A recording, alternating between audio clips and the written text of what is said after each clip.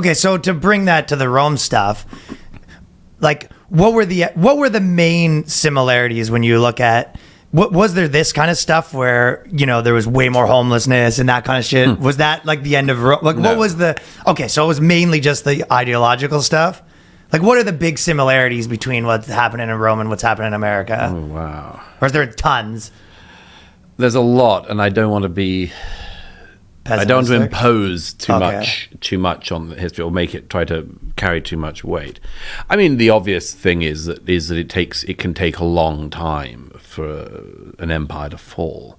I never liked the idea that America was an empire, because it isn't. I mean, as Colin Powell beautifully said once, if America was an empire, it was the only empire that, when it went into a country, demanded only one piece of land, which was the land to bury its dead. It's unlike other empires. So I don't like referring to America as a sort of empire, but a global hegemon, however you want to call it. It can take a very long time to fall apart. It's not inevitable; it does fall apart. But Rome took 400 years from Nero to the end. So it can take a long time. When people say, "Oh, well, it hasn't happened yet," they think. I mean, don't think that means that it can't. Yeah. At the very least, don't think it means it can't. And I would say that among other things, the dominant things are a loss of belief in the leadership and then in the people, loss of belief in yourselves, a loss of belief in your own uniqueness or virtue, or in the end, a kind of indifference that the barbarians are coming in. And by barbarians, in this case, I'm not talking about illegal immigrants. I'm talking about anyone who's a barbarian. There are fine barbarians at the top of Who's the barbarians Washington. now? Yeah, the Well, I mean, politicians? to my mind, the barbarians are the people with a grip on many of the institutions of this country and other countries. I mean, I find it amazing that so many institutions are run by the people who seem to loathe them. But that was Bob Conquest's third rule of politics, which was that you should always, the fastest way to understand any institution is to assume that it's been overtaken by a cabal of its enemies. Right. Does feel like that. Almost always true. Almost always true. Like, I don't know, you'd think that an artistic, a museum, say, likes a museum. No, they're always warring on their collections. They hate their collections. They want to get rid of them. They want to hand them back. They're stolen goods. It's like they've inherited a whole bunch of microwaves off the back of a lorry. Reliably, our institutions, particularly our cultural institutions, are run by barbarians. Well, I feel like I have two theories on that I wanted to hear what you think of. So the first one is that I kind of feel like everything that starts out great, whether that's like an artistic movement or yeah, it could be like a museum or whatever. Usually like the original people, had like kind of a unique vision and stuff like that. And then by the end of it, the only people that are left are people that are like kind of like to enforce rules and stuff like that. So maybe when you look at... So you're thinking of America as a sort of civic religion.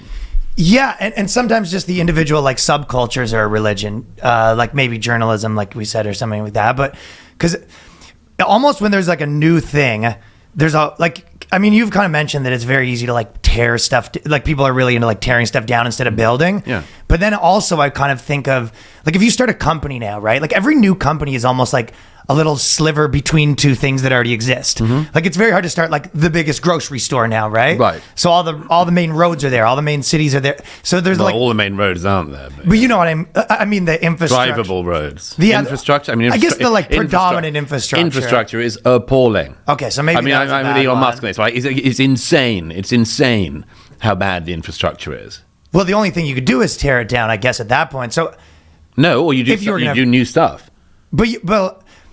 So let's say we said, for example, that we think that the way that car companies are run, yeah, you could start a new car company, but like mostly people start like a business that's kind of like, oh, I'm the guy that introduces the car company to the thing, like all the right. So I guess there's a lot of intermediaryism. Yeah, and I think a part of that is because all the main stuff's done.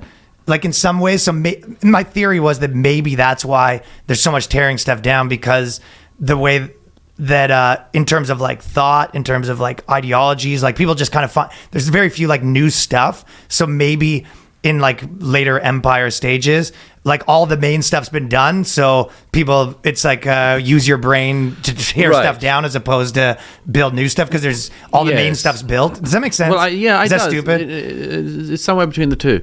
The it's It's good. It's a good place to be. I feel like my theory's bad. no. It's not. It's not. I I see that with myself sometimes. That's why I'm saying it. well. I wrote about this bit in The Strange Death of Europe, which came out in 2017. But I mean, you can see in Europe post-war a very clear uncertainty about whether or not it really wants to keep going. I mean, it's sort of a slight insouciance about its survival. You see it in Germany, obviously, in particular, because after the catastrophe of what Germany wrought on the world, you would have questions about yourself as a country, as a people.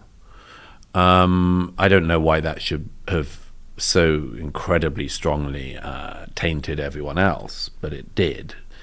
So if you don't think it's really as much good, then yeah, that's when you sort of don't mind. And I think that's become a default setting for a part of the American left and a little bit of the American right as well, a growing bit of the American right, which is maybe we aren't so good. And that's very interesting to me because that, in my own lifetime, has shifted. Most Americans in my lifetime used to think that America was a force for good in the world. And that, it had its problems. And as Gene Kirkpatrick famously said during Vietnam, some of us believe we can be improved, but to improve, we need to continue. And that was her response to the people who then, in the 60s, were saying, tear it all down, destroy it all. I think that people, it's very easy to be wildly unaware of how much worse everything can always be. And the Tear It Down Brigade never take into account the central insight of conservative thought, which is everything can always be worse. If you don't believe that, speak to the people of Iran. If you don't believe that, speak to the people of Russia. Speak to the people of Ukraine. Everything can always be worse. And so don't be too blithe about the order that you're in. And certainly don't hope that it's going to be worse, because among other things, when a thing crashes, it doesn't crash in your direction. It crashes in every direction. Mm-hmm. And the idea, the insanity of thinking that if it all could be brought down, it would favor you. Very unlikely. I think of the communists who wanted to bring down the Shah in Iran and who, when the Shah fell, were immediately imprisoned by Khomeini. Mm-hmm. That's not how they were planning on that They going. weren't planning on that. But that's what happens in every revolution. It happened in 1917. It happened with the French Revolution. Why does everyone who's at the heart of the revolution, including Robespierre himself, end up in the clutches of the guillotine? Because they thought they could direct the force. They had this belief you could direct a force this strong.